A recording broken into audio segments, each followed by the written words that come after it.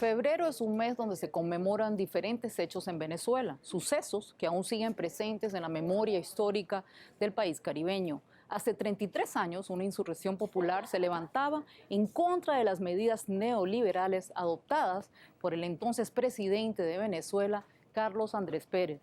Este hecho fue conocido como el Caracazo y representó la primera rebelión popular contra el Fondo Monetario Internacional, el FMI, y sus recetas económicas. 3 años después, una rebelión cívico-militar encabezada por el entonces teniente coronel Hugo Chávez Frías sacudía los cimientos de esa vieja sociedad y marcaba el inicio de una profunda transformación que continúa hasta nuestros días.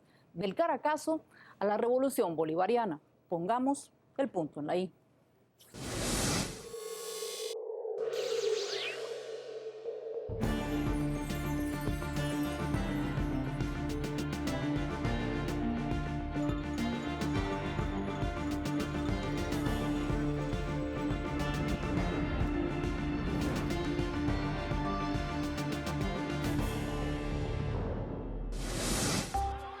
La mañana del 27 de febrero de 1989, Venezuela vivió uno de los peores momentos de su historia, donde fue sumida en una ola de protestas, violencia y saqueos a escala nacional, después de la época dorada del boom petrolero de los años 60 y 70, siendo considerada la etapa de la Venezuela saudita.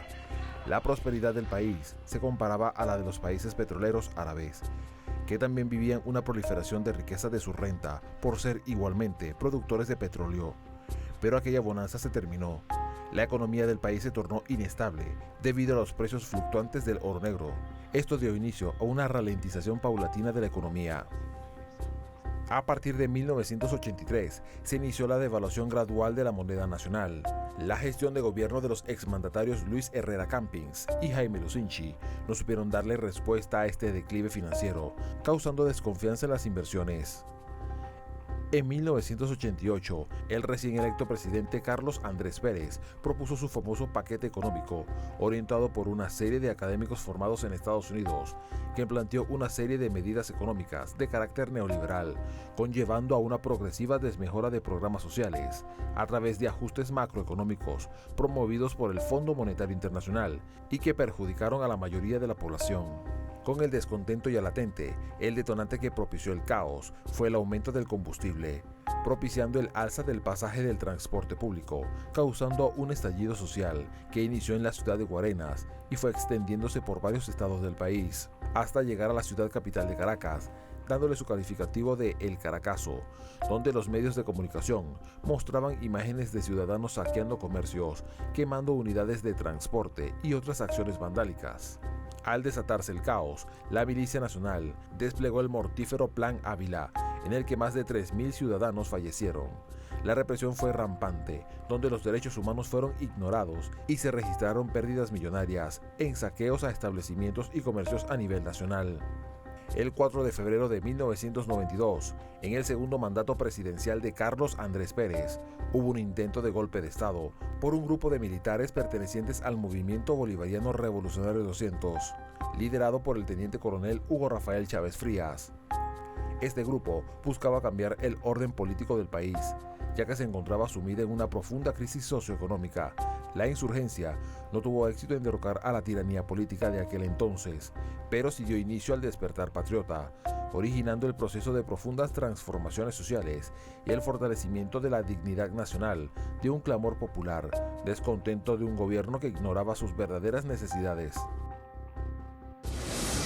Esta explosión popular tuvo su causa en una serie de medidas económicas implementadas por el entonces presidente, mejor conocidas como el paquetazo económico. No obstante, diversos historiadores señalan que no fue el único desembocante de esta insurrección, sino que ya la sociedad venezolana se venía quejando de otras problemáticas de índole estructural.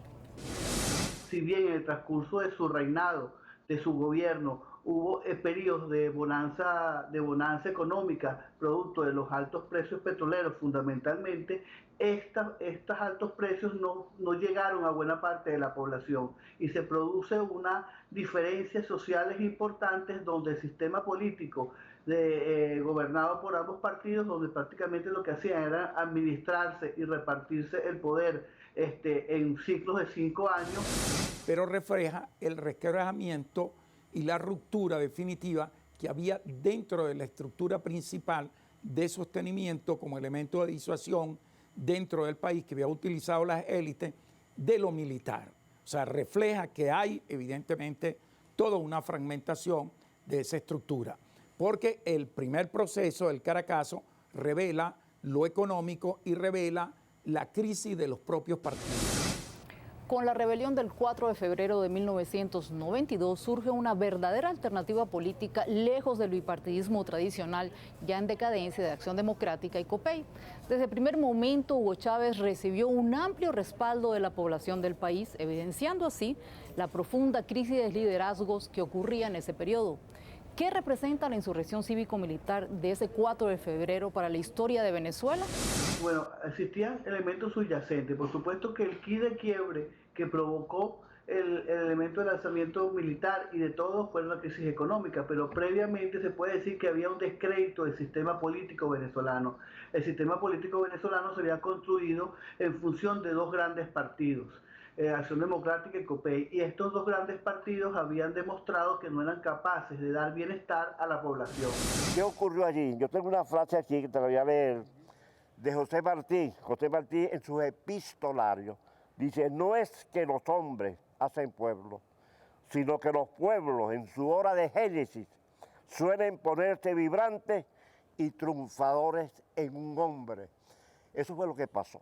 Había un tremendo vacío político en el país y el pueblo venezolano se sintió expresada en el brevísimo discurso que lanzó el comandante Chávez. Lamentablemente, por ahora, los objetivos que nos planteamos no fueron logrados en la ciudad capital.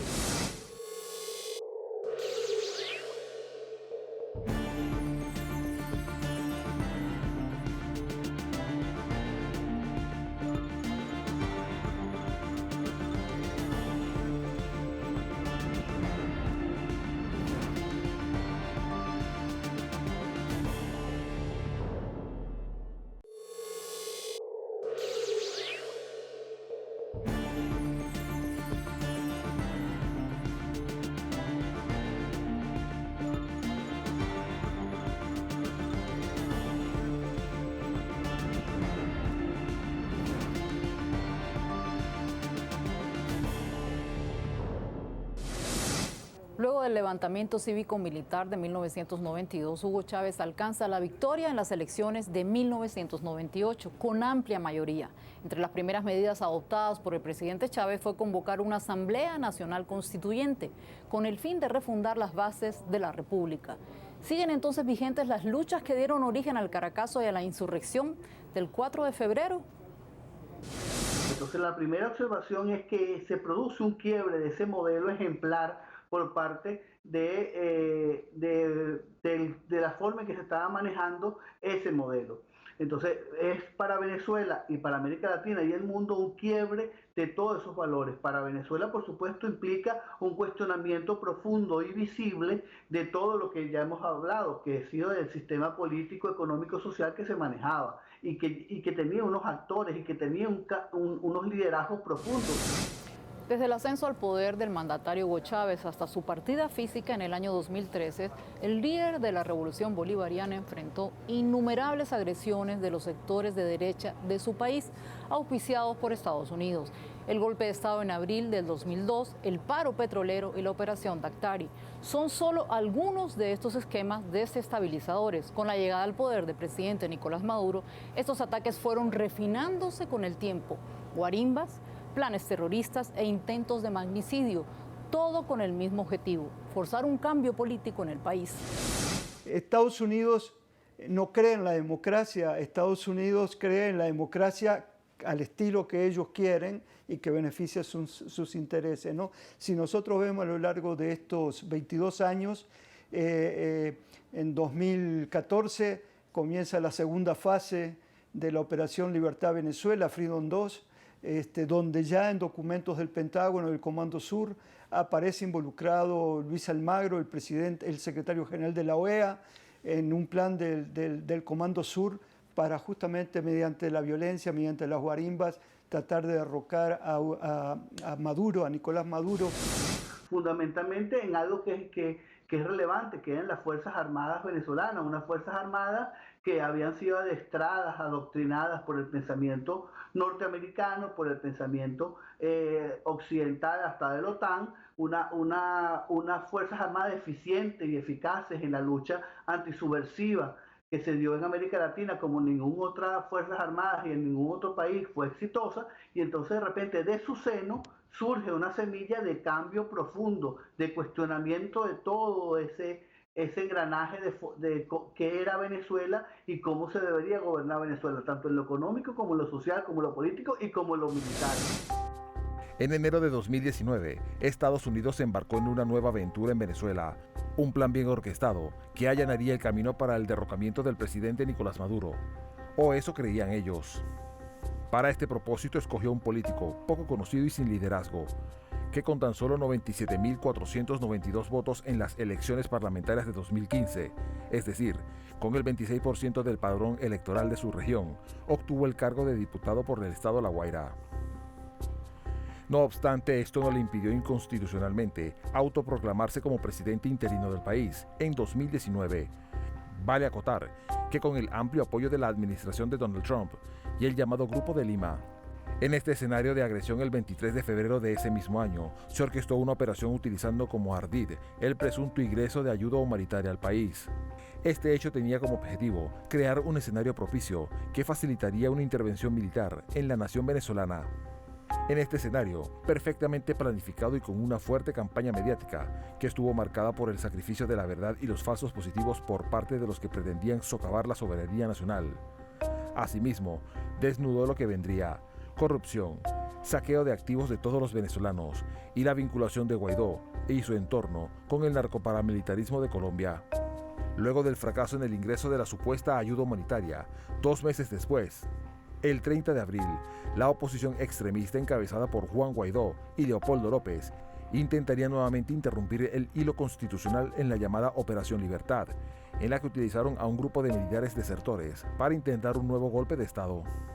En la mañana del 3 de mayo de 2020, un grupo de exmilitares venezolanos, acompañados de 3 integrantes de una contratista de seguridad privada estadounidense, incursionaron en el estado costero de La Guaira con el objetivo de cometer un magnicidio contra el mandatario venezolano Nicolás Maduro. Esta acción, denominada Operación Gedeón, se saldó con 8 mercenarios muertos y 17 detenidos, incluyendo los ciudadanos estadounidenses. Esta operación también tuvo un intento fallido de incursionar con otro grupo a través de las costas de Chuao, en el estado Aragua.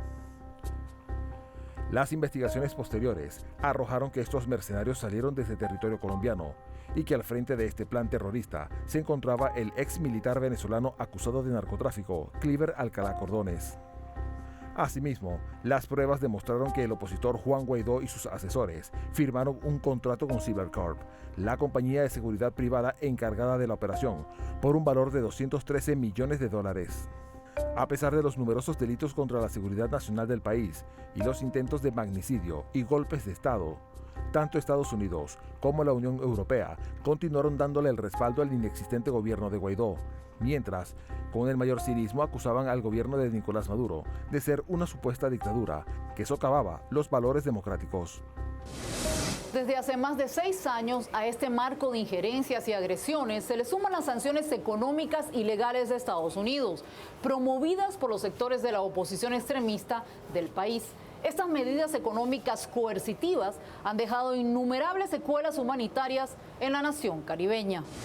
Hay unos nuevos tiempos, digamos, de una economía digital, una economía globalizada, con otros perfiles que no se veían en el caso del 4 de febrero y de ese tiempo, que ahora están vigentes, que producen elementos también de exclusión, de que producen elementos de sectores sociales que no van al mismo ritmo, a la misma velocidad de esas nuevas economías, y que el espíritu del 4 de febrero presente la revolución tiene que abordar. El papel de los jóvenes, digamos, hay una serie de acciones, digamos, digámoslo así, de metamensaje que implica lo que es la revolución bolivariana. después de 30 años de ese por ahora, estamos siendo asediados por un bloqueo criminal que nos llama a nosotros a estar en la resistencia. Pero ¿cómo nosotros resistimos? Nosotros resistimos siendo vanguardia, en la primera línea de batalla. ¿Y cómo podemos nosotros desde el sector campesino ser la vanguardia? Nosotros somos la vanguardia con la investigación, con la sistematización, con la producción, dando el ejemplo para combatir todas las fallas y todos los errores que se cometieron y que se han cometido y que podamos seguir cometiendo. Por ahora, para siempre. Y ahora en resistencia significa para nosotros insistir para avanzar. En el año 2015, el Departamento de Estado norteamericano impuso una serie de medidas contra el Estado venezolano, entre las que se incluía la congelación de sus activos. Con esta acción se iniciaría el camino del ilegal bloqueo económico contra Venezuela. La vicepresidenta de la República, Delcy Rodríguez, detalló el pasado 6 de octubre que Venezuela ha sido blanco de más de 430 medidas económicas que han bloqueado el comercio exterior y privado. Rodríguez destacó además que Venezuela ha sufrido pérdidas que superan solo en el sector petrolero los $63.000 millones. La situación humanitaria provocada por el bloqueo económico y comercial contra la nación suramericana fue corroborada por un informe de la relatora especial de las Naciones Unidas, Alena Douhan. Los ingresos públicos del país se han reducido en un 99%, mientras que los activos venezolanos congelados en bancos de Estados Unidos, Reino Unido y Portugal ascienden a $6.000 millones. Los impedimentos a la importación de los alimentos ha situado a 2,5 millones de personas en situación de inseguridad alimentaria grave. Esto ha generado que la población reduzca drásticamente la ingesta de alimentos diarios, así como la calidad de los mismos. Esto ha provocado un incremento de las crisis familiares, separaciones, trabajo infantil, trabajo forzoso, migración y actividades delictivas. Las sanciones también han impactado sobre la atención sanitaria, que ha propiciado una insuficiencia de medicamentos y vacunas, el aumento de los precios, el deterioro de las infraestructuras debido a la falta de mantenimiento, el déficit para adquirir repuestos y nuevos equipos, degradación de las condiciones de trabajo y falta de equipos de protección contra las enfermedades infecciosas. El informe de la ONU especifica que las plazas del personal médico en los hospitales públicos están vacantes de un 50 a un 70%. El Hospital Cardiológico Infantil de Caracas ha disminuido 5 veces el número de cirugías, de un promedio de 1.000 intervenciones anuales en el periodo 2010-2014. Esta se redujo a 162 en 2020. Durante los años 2017 y 2018, el país enfrentó una grave escasez de vacunas contra el sarampión, la fiebre amarilla y la malaria, mientras que la falta de pruebas y tratamientos para el VIH supuso un grave aumento de la mortalidad en el país.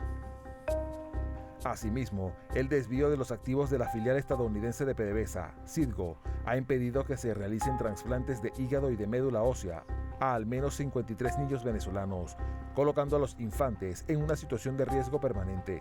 Negarle a un país su derecho a la autodeterminación es una forma de autoritarismo que va en contra de los principios básicos de la democracia que tanto pregona Estados Unidos. Dos rebeliones que se dieron en un mismo mes, pero en diferentes años. Una fue un estallido popular encabezado por los ciudadanos hartos de un sistema que los ahogaba. Bajo ese contexto, la otra fue 3 años después por militares nacionalistas. Pero ambas conservaban la misma esencia y anhelos de libertad.